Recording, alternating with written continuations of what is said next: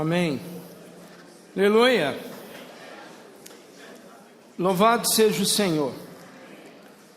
Nós temos ouvido mensagens nesses últimos meses concernente ao livro de Filipenses, concernente ao livro de Romanos. Estamos desfrutando de Romanos e o tema central do livro de Romanos, o versículo chave, logo no capítulo 1, é o versículo 16, 17, que mostra para nós que o Evangelho é o poder de Deus, não é isso? Que o Evangelho é o dínamo de Deus, que o Evangelho é a bomba atômica de Deus, né? O Evangelho é o poder de Deus para a salvação de todo aquele que crê. E nós vimos que o Ezra falou primeiro dos pais e também dos filhos. Primeiro dos judeus e também dos gregos. Mas o Ezra ele parafraseou, mostrou para nós primeiro do marido e também da esposa. Também ele falou, né, primeiro dos pais e também dos filhos. Então, aplicando essa palavra, o alimento diário dessa semana, ele foi uma palavra até difícil, né? Até de falar, de elaborar, porque se trata do homem caído, da situação do homem caído. E essa palavra, ela vem logo após o capítulo 1 de Romanos. Ainda no capítulo 1, depois que nós vemos que o Evangelho é o poder de Deus, aí então, Paulo descreve a situação da humanidade, que é exatamente a situação atual, que vai se intensificando do ponto de vista de degradação, e até mesmo mostra para nós como que a mentira está substituindo a verdade, como que as coisas são publicadas como meia-verdades, aí a gente vai aceitando, daí a pouco essa meia-verdade se torna uma verdadeira mentira, mas a sociedade assimila, e uma vez que ela assimila, a mentira passa a ser verdade. E aí Deus passa a ser chamado em outras palavras, de mentiroso. E o homem valorizando as coisas do homem, e o homem rejeitando a Deus. E se você até entra hoje na internet, no Google, nas pesquisas que você faz pelo computador, irmãos e irmãs, eu diria para você que metade do que é publicado é mentira, metade talvez contenha, mesmo que o conteúdo seja sobre nutrição, aí daí a pouco você lê, é superficial, ou às vezes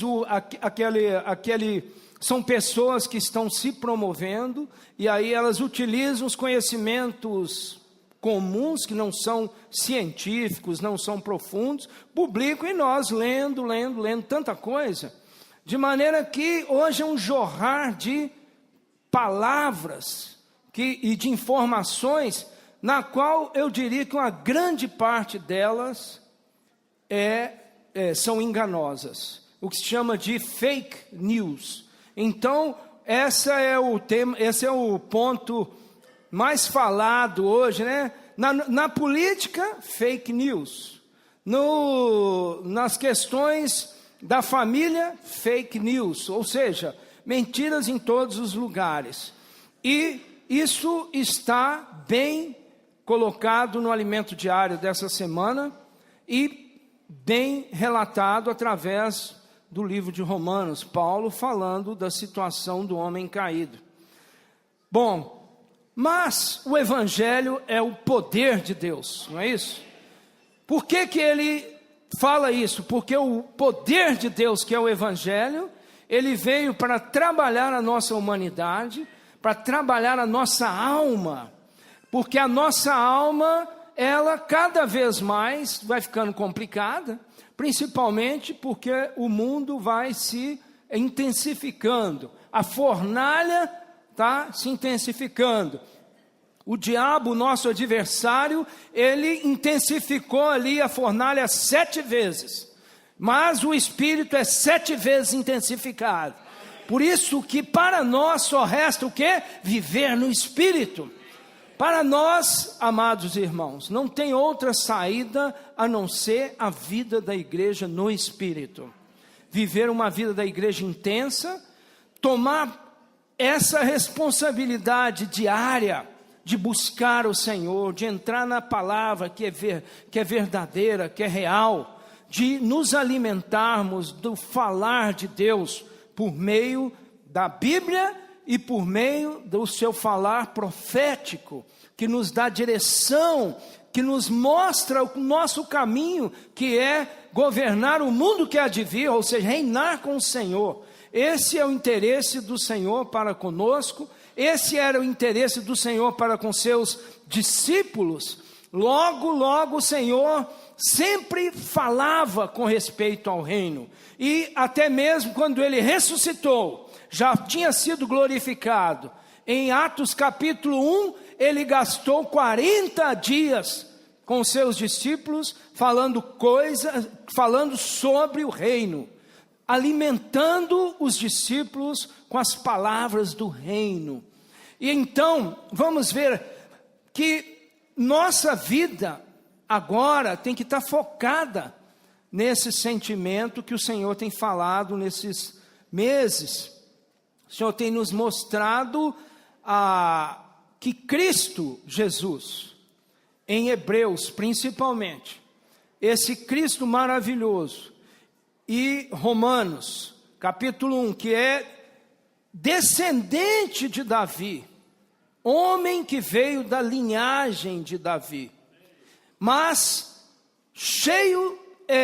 ele veio na carne do pecado, ele era susceptível ao pecado, ele poderia ter pecado, tanto é que quando ele foi ungido, o Cristo, porque no batismo dele, o céu se abriu e o Espírito Santo ungiu, agora a sua porção como Cristo, é agora esse que seria o enviado de Deus. Ele agora estava nesses 3 anos e meio incumbido de fazer a obra que havia sido colocada sobre ele antes da fundação do mundo, para ser o Cordeiro de Deus que tira o pecado do mundo. Esse Cristo maravilhoso, então, agora ali, sendo batizado, o céu se abriu, e Deus, ele teve um prazer naquele Filho amado, que ele é o centro do universo, sem ele nada do que foi feito se fez. Esse que é o Filho unigênito, que estava no seio do Pai, ele agora precisava trazer agora a humanidade dele vitoriosa para Deus. Então ele tinha que passar agora por uma experiência ele estava agora homem de 30 anos, teria agora que passar pela experiência e tomar o cálice da maldição no nosso lugar, não é isso? Com isso ele teve uma vida, ele foi tentado pelo inimigo logo em seguida após o batismo. Se ele não fosse susceptível a pecar, de nada adiantaria o diabo, Satanás, levá-lo. Ele foi conduzido ao deserto para ser tentado pelo diabo. Então de nada adiantaria se ele fosse Deus ali, somente divino, poderoso, usando o seu poder. Ele poderia fazer assim com o diabo no deserto, dar um tecozinho e mandá-lo para o lago de fogo logo. Mas ali ele estava como homem, 100% homem. Para quê? Para experimentar totalmente, cabalmente a natureza humana. Por isso, esse Jesus pode nos salvar completamente. E Ele, então, vencendo todas as coisas nessa terra, um homem de dores, que sabe o que é padecer, que oferecia orações com choros e rogos diante do Pai, intercedendo por nós, esse é capaz de nos livrar de toda situação. Ele nos livrou, nos livrará e continua a livrar-nos. Ele é capaz de nos salvar completamente. Nós, os que somos a descendência de Abraão, a verdadeira descendência celestial de Abraão. Romanos 12 diz que nós temos chegado à universal assembleia, ao Monte Sião, a igreja dos primogênitos arrolados nos céus. Aleluia! Por isso, irmãos amados, o Senhor, esse evangelho, que é o poder de Deus, ele pode realmente corrigir, ele pode salvar toda a nossa condição, mesmo que tenha sido ali mostrado a situação de calamidade que o homem chegou, correto? Mas um ponto que nós precisamos ganhar, que o Senhor tem apontado para nós. Vamos ver, aqui nós vimos, Lucas capítulo 7, no versículo de 11 a 13, novamente, em dia subsequente, dirigia-se Jesus a uma cidade chamada Naim, e iam com ele os seus discípulos e numerosa multidão.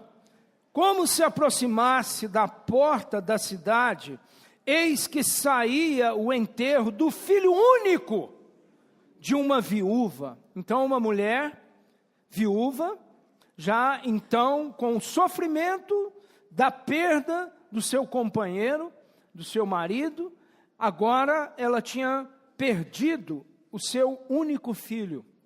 Então ela estava indo sepultar esse jovem, esse único filho, e grande multidão da cidade ia com ela.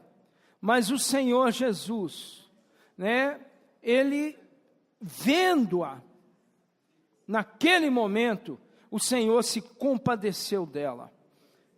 E lhe disse: não chores. Irmãos, nós temos ouvido essa palavra que o Pedro nos mostrou sobre nossas entranhas, essa palavra compadecer-se, compaixão, esplanknon, esplanknomai é o verbo, é o compadecer-se, que faz parte, são todas as nossas vísceras. As nossas vísceras têm a mesma quantidade de neurônios que tem o nosso cérebro. Por isso que o nosso organismo, ele é marcado, ele tem horário para dormir, e ele é definido, nosso horário de sono, vigília, é definido principalmente pelas nossas vísceras, pelo nosso sistema neuronal, o sistema neuroentérico. Ele define. Então vejam, quando nós estamos tocados, nós temos algo que parte do nosso interior, nós sentimos dores aqui. Quando eu estou estressado por uma coisa grave, por exemplo, uma situação muito grave, e não tem como eu me controlar tanto, a primeiro lugar que eu sinto é essa região, todos nós sentimos algo aqui. Por isso que, quando o Senhor fala para nós comermos do cordeiro com ervas amargas, é porque Ele está falando que o nosso sentimento, ele está aqui dentro de nós, no nosso esplâncnon, nas nossas entranhas. Isso está relacionado com as experiências humanas de Cristo hoje, elas estão contidas também no nosso interior, no nosso esplâncnon. Nós podemos ser compadecentes, consoladores, misericordiosos, tal qual o nosso Senhor Jesus experimentou na sua infinita misericórdia.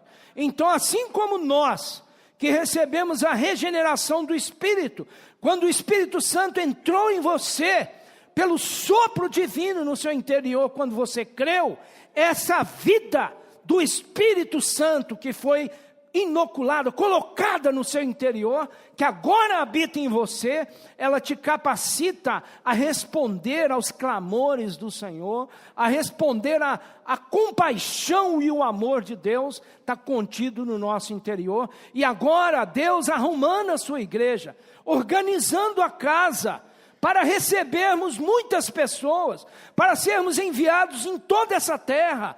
O Senhor não está trabalhando esse momento, esses anos, simplesmente para nos aperfeiçoar para nós mesmos. O Senhor está nos preparando, porque o Evangelho é o poder de Deus, e Ele precisa agora ganhar todo o nosso interior. Então essa palavra sobre o esplâncnon de Cristo, as suas infinitas misericórdias, a sua compaixão, assim como ele foi tocado por essa experiência dessa viúva, então esse sentimento que o Senhor Jesus teve, é o mesmo sentimento de Mateus capítulo 9, em que ele viu, vendo as multidões, ele viu que elas estavam aflitas e exaustas.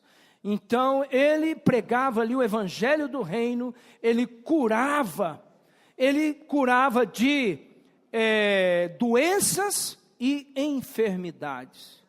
Então as doenças são mais relacionadas com a nossa alma, porque toda doença, irmãos, de enfermidade é consequência do nosso sistema nervoso, do nosso cérebro, da nossa alma. As doenças relacionadas com a queda da imunidade, da sua condição de defesa, elas começam porque a nossa vida agitada e aflita vai causando o quê? Uma diminuição da capacidade dos nossos glóbulos brancos reagirem contra determinada célula doente, contra determinado micro-organismo, uma bactéria, vírus. Nós precisamos estar alegres e contentes em toda e qualquer situação, precisamos regozijar sempre, alegres, como aquele versículo de Salmo, eu não lembro aqui, os irmãos sabem muito bem, que a face alegre, ela nos traz o quê? Nos traz saúde, em outras palavras, a alegria. Nós não podemos ser crentes tristes, nós temos que ser crentes alegres. Isso vai trazer saúde para nós, a nossa energia, nossa fisiologia vai ser bem, o nosso corpo vai estar bem, quando nós temos alegria. Não podemos ficar aflitos, exaustos, olhando as coisas desse mundo, aquele tanto de notícia que vem o dia inteiro através do celular, ficar lendo, que eu falei, mais de 50% é meia verdade ou é mentira, e aquele tanto de coisa, informações, eu ouvi falar que se você comer isso, faz isso, irmãos, é tanta gente querendo se promover, e tanta informação, por isso nós precisamos ter mais percepção, nós precisamos ser mais profundos na palavra do Senhor, nós precisamos ser mais profundos nas nossas pesquisas, nós precisamos ser prudentes e ocupar nosso tempo com aquilo que edifica, com aquilo que realmente vai conduzir-nos todos ao reino. O Senhor tem que cuidar de nós e nós temos que cuidar dos irmãos nesse aspecto. Então o Senhor, cheio de complacência, cheio de compadecimento. Complacência significa coração alargado, cheio de resiliência, cheio de flexibilidade para com as pessoas. Então o Senhor quer dizer para nós, irmãos, nessas últimas mensagens e nesses anos aí, que agora nosso grau de amor e misericórdia tem que se intensificar. Nós precisamos ser cheios de compaixão. Esse é o sentimento que o Senhor tem falado por meio do Pedro, do Esdras, dos irmãos que estão à nossa frente. Por isso que o Senhor Jesus, então, nos mostra que antes até mesmo, vamos dizer que o pacote do Evangelho do Reino é um pacote cheio de compaixão. Não é isso? Esse kit do Evangelho do Reino é um kit em que nós aprendemos a ter empatia por cada ser humano que o Senhor coloca à nossa frente. Quando você olha uma pessoa, você conhece uma pessoa pela primeira vez, você não tem muita, assim, você não sabe como ela é, tá certo? E como você não sabe, a primeira coisa é você sentir, ouvir, perceber como que é a atitude daquela pessoa que você está conhecendo. Daí a pouco você vai conversando, a primeira impressão ali, parece que ela é uma pessoa uma pessoa normal, vamos dizer assim, né? Daí a pouco, se você senta, uma pessoa normal, está na fila do banco, está sentado esperando alguma coisa, aí daí a pouco você começa a ver a aflição, os problemas que está dentro daquela pessoa. Você começa a perceber que aquela pessoa, na realidade, ela carrega traumas e traumas. O Senhor Jesus, quando olha para a gente, Ele nos vê cheio de traumas, aflitos. Trauma intrauterino, trauma durante a primeira infância, trauma durante a segunda infância, trauma na pré-adolescência, trauma na adolescência, complicada adolescência. Adolescência começa a partir de aproximadamente os 11 anos de idade, 10 anos, dependendo de menino e menina e dos hormônios, e vai até 21 anos.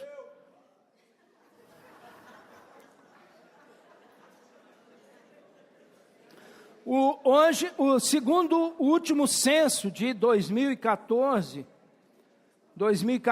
um censo internacional, demonstrou que a população mundial de adolescentes nessa faixa de idade é de 1,2 bilhões. 1,2 bilhões de adolescentes. E que desses 1,2 bilhões de adolescentes, 70% deles estão em países em desenvolvimento. Então, vejam, a esfera em que nós crescemos, se é uma esfera de problemas emocionais, uma esfera política totalmente controversa, degradada, inadequada, os modelos, uma esfera de, vamos dizer, de problemas de caráter. Então, irmãos, só resta para nós viver a vida da igreja. A vida da igreja é a nossa salvação. Aonde que tem que estar os adolescentes? Na vida da igreja. Aonde que tem que ser criados nossos filhos? Na vida da igreja. Então é uma fase muito complexa. E aí ontem nós tivemos uma comunhão, uma palestra com 30 irmãos, 16, mais ou menos 30, né?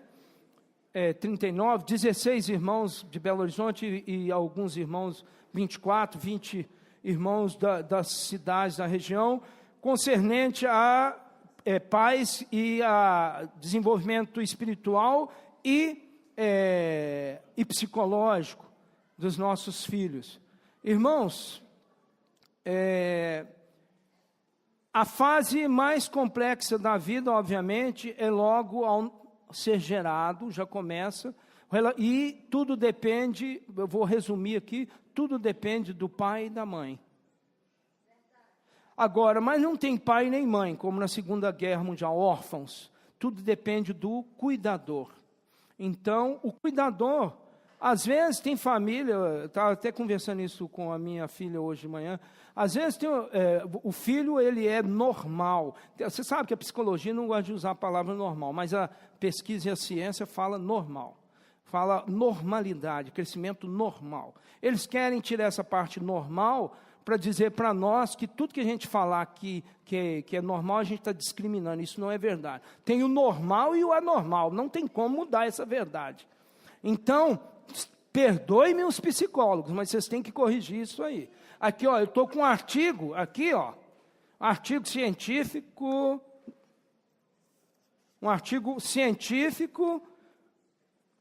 de revisão,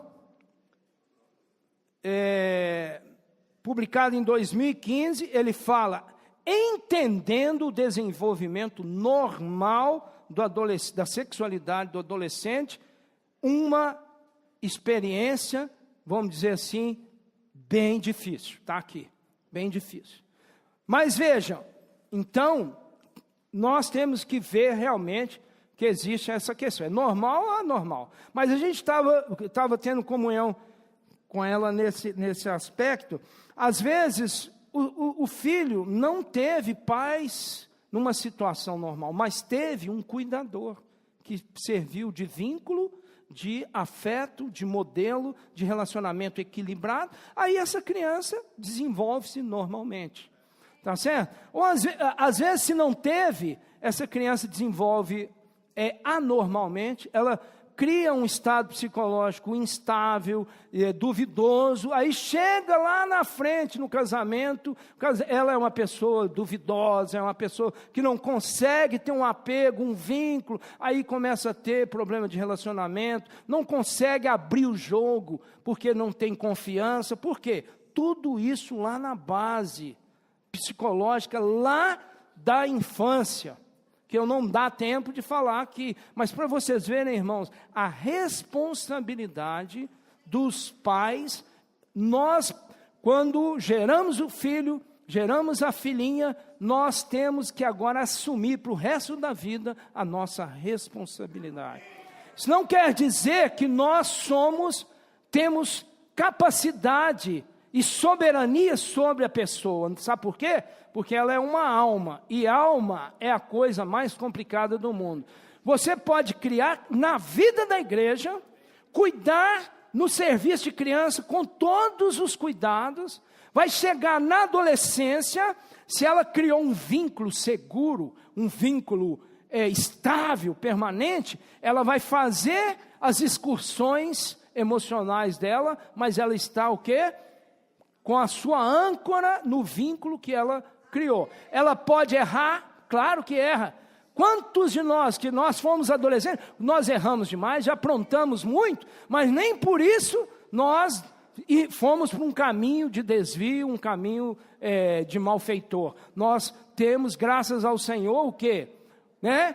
O amparo daqueles que estiveram conosco. Nós criamos uma estabilidade emocional. Então, isso quer dizer, irmãos, nós temos que estar preparados para tudo. A igreja é um hospital. A igreja, ele é um lugar para receber todas as pessoas. Então, primeiro, é um lugar em que o esplâncnon de Cristo está sendo desenvolvido em nós. A compaixão, o amor profundo. Agora nós não julgamos mais os irmãos. Nós não olhamos para os irmãos, olhando defeito de irmãos, sabe por quê? Porque essa palavra está nos libertando, e nós agora oramos, intercedemos, amamos, abraçamos e recebemos os irmãos. Então hoje nós precisamos realmente dar graças ao Senhor, e receber esse falar de Deus. Para quê? Para sabermos cuidar uns dos outros. Nós chegamos aqui totalmente estrupiado, cheio de problemas. Com o passar dos anos, com os irmãos, o amor de Deus fluindo, pouco a pouco nós vamos sendo curados, lavados.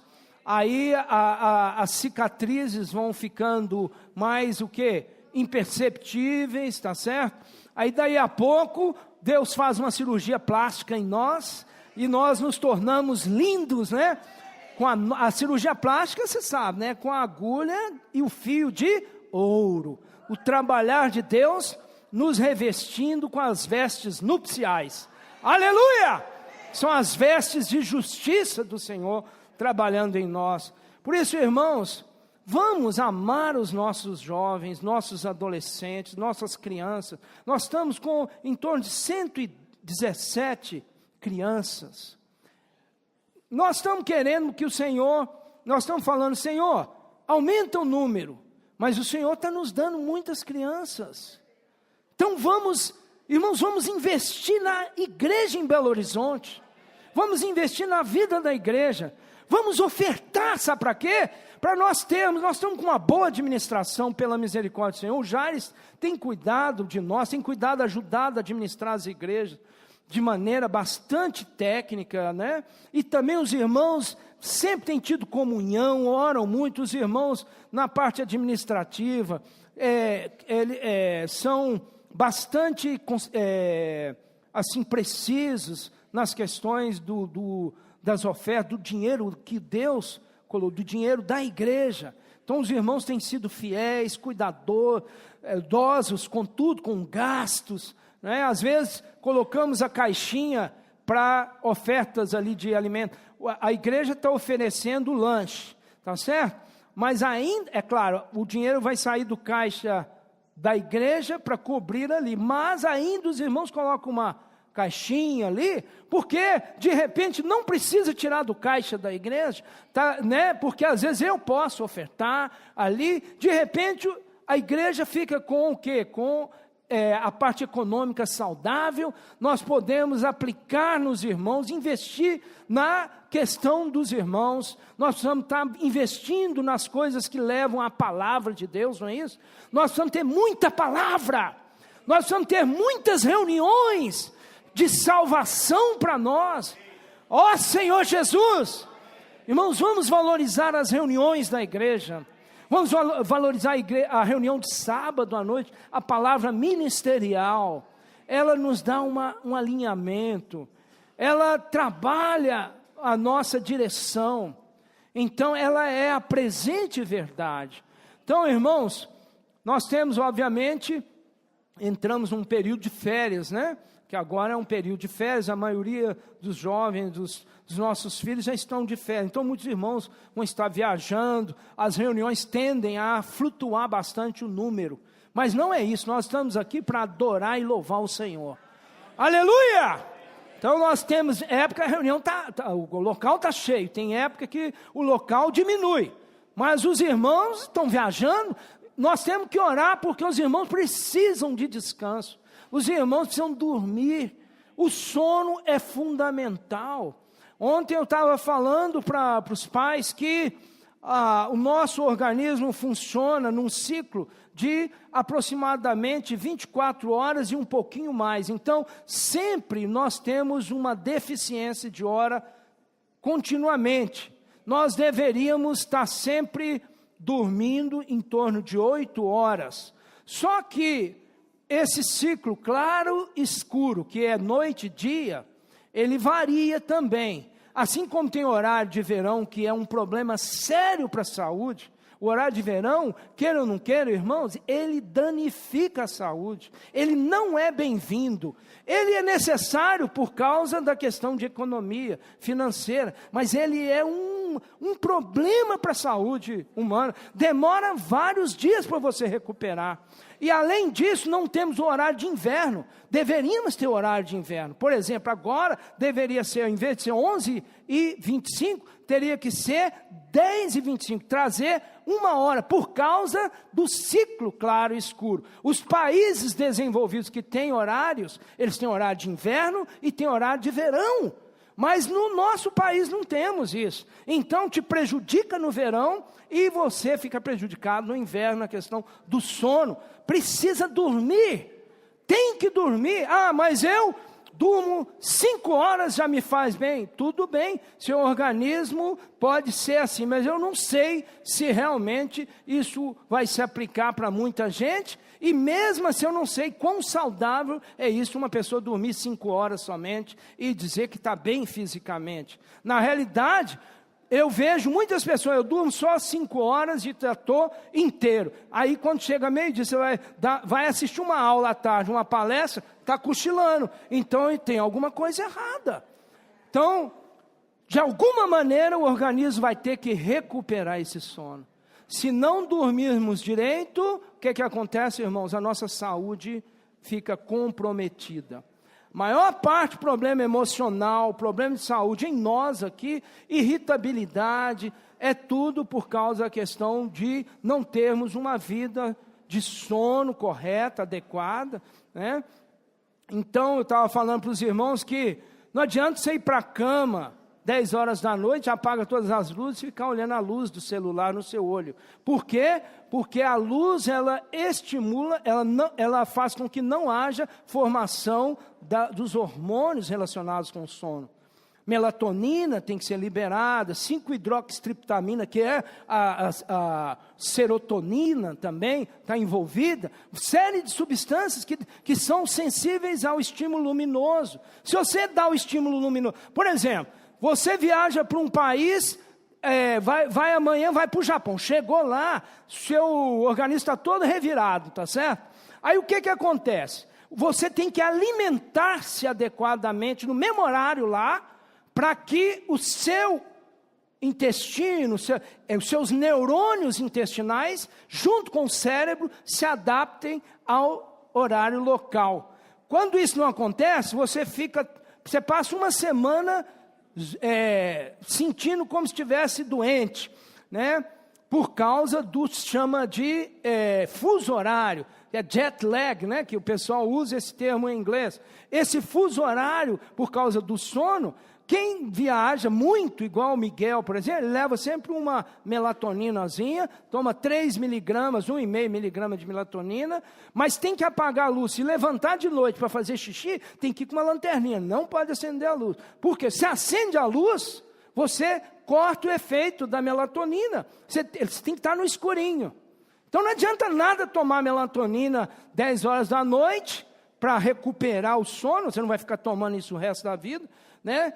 Mas você toma uma vez ou outra para estabilizar, não faz mal, já está cientificamente comprovado, não tem problema. Aí você toma, você dorme um sono tranquilo, seu corpo fica disponível para dormir. Aí se você precisar levantar de madrugada, você levanta. O americano é muito prático, ele sempre deixa uma lanterninha do lado do criado, de cá, do criado de lá, na cômoda ali tem uma lanterninha, ali para todo lugar tem uma lanterninha. Por quê? Porque nós brasileiros, a gente levanta de noite, uma vez eu levantei, a Beth deixou a porta do banheiro assim, ó, de madeira, eu bati. Aí, a hora que eu nem sabia se eu estava acordado, ou se eu estava no corpo ou fora do corpo. Eu só sei que, na hora que eu acendi a luz, tinha sangue para tudo quanto é lado. Rachei a testa de madrugada. Aí agora, todas as vezes que eu acordo, eu já acordo meio assim, né? Tá certo? E aí, veja bem, uma lanterninha, aquele negócio aquela luzinha de abajuzinho ali, para a gente não trupicar, arrancar a unha do dedo. Quem já trupicou aqui sabe, né? Você bate o dedão na quina as maçanetas da porta são da altura do meu cotovelo, não sei porquê, eu só bato o cotovelo ali naquela. Fizeram o negócio do tamanho certinho da minha. Então, amados, é só para a gente descontrair um pouquinho.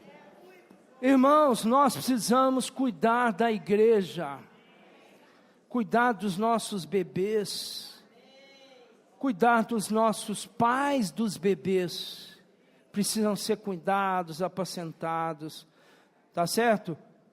Os pais precisam ter um equilíbrio, precisam estar realmente comprometidos com a criação dos filhos. Irmãos, não tem como, nós temos que assumir responsabilidade. Eu sempre falo, daquela vez eu falei, irmãos, cheguei à conclusão que a nossa vida é uma vida de trabalhar muito. Mesmo que aposente, não tem jeito. Nós temos que dedicar ao quê? Trabalhar. Nós temos que levantar na hora que tem que levantar. Nós temos que monitorar bem nosso dia, para não cair em ciladas. Nós temos que tomar muito cuidado, às vezes, na distração, porque de repente passaram-se 2 horas, 3 horas, deixamos de fazer uma coisa útil, aí se sente acusado, eu fiz uma coisa inútil, porque eu gastei meu tempo com nada, tá certo? Então, hoje nós precisamos otimizar o nosso tempo com as coisas do Senhor, não é? Gastar tempo para o Senhor. Não vou dizer, irmãos, que sejamos espirituais, não é isso. Mas nós precisamos amar, desfrutar da pessoa viva do Senhor. Nós precisamos pedir ao Senhor que derrame o seu Espírito Santo em nós, continuamente. Ele já está no nosso interior, mas aquele poder regenerador, aquele poder transformador, aquele poder de salvação, de cura, nós temos que pedir ao Pai verdadeiramente. O Senhor fala assim: até agora você não pediu nada que presta, não é? Em outras palavras, vocês não sabem pedir, não é isso que o Senhor fala? Tá? O cego chega né? O Senhor chega para o cego e fala assim: você quer que eu te cure? Aí o pessoal até gosta de brincar, né? Fala, claro, né? Claro, o senhor quer o quê? O Senhor deve ser, o Senhor está, como é que fala? Zoando, né? Zoando com a minha cara. Eu sou cego, o Senhor chega para mim e pergunta se eu quero, né? Na realidade, a pergunta do Senhor é: o que você quer? Você quer que a minha vida entre no seu espírito e você tenha a vida eterna e viva para sempre comigo, porque eu sou a ressurreição e a vida? Ou você quer que eu cure os seus olhos e você vai viver sua vida da sua maneira e vai embora? Como que você quer? O que você quer? Você quer comer bem ou você quer ter a vida de Deus dentro de você? Você quer que a sua vida financeira esteja excelente para você poder ter uma vida de gozo e prazer? Ou você quer experiências com o Pai continuamente? Experiências com o Deus da glória no seu interior? O Pai dos Espíritos, o Pai da glória. O que você quer do Senhor?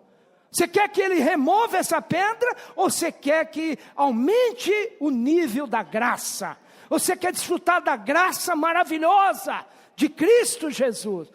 Irmãos, nós precisamos saber qual é a escolha, o que nós queremos. Em toda situação, seja qual for, a primeira coisa que nós precisamos é da pessoa de Jesus intensamente naquele momento. Vem uma situação muito grave, o que eu preciso? Preciso de Jesus. Senhor, agora eu não sei o que fazer, Senhor, mas me encha com a tua presença. Senhor, satura-me com teu Espírito. Eu não sei o que pensar, não sei o que falar, mas Senhor, me encha no meu interior, que aí eu saberei como me conduzir, com Cristo no meu interior. Tudo vai se tornar muito mais fácil, muito mais o que governável, quando a vida de Deus se torna intensa nas situações. Então, que o Senhor nos ilumine, irmãos. Então, embora essa palavra dessa semana, mesclada com as demais, essa palavra mostre a situação do homem, nós precisamos crer realmente, como Esa que nos mostrou, que nós precisamos crer verdadeiramente que o Evangelho é o poder de Deus. Aleluia, fala para o irmão do lado: o Evangelho é o poder de Deus. Aleluia!